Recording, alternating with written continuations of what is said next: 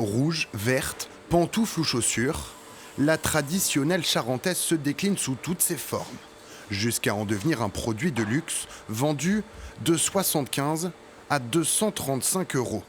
Des produits haut de gamme conçus et fabriqués dans cet atelier en Charente. C'est vraiment une sélection de matières premières de très belle facture, très belle qualité, de cuir, les plus beaux cuirs, que Napa, vos velours.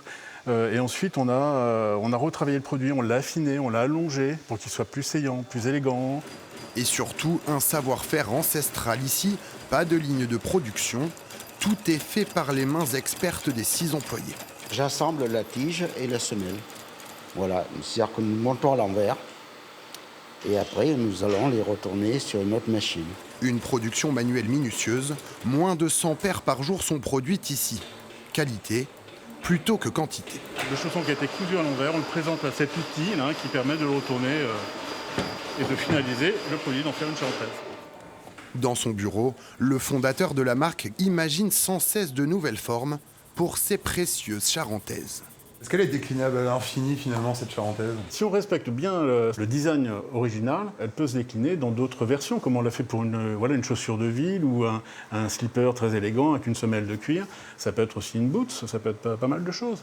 Et la charentaise de luxe a le vent en poupe. Cha a ouvert l'année dernière une boutique à Paris en plein cœur du Marais. Prochain objectif, un magasin de charentaise haut de gamme à New York.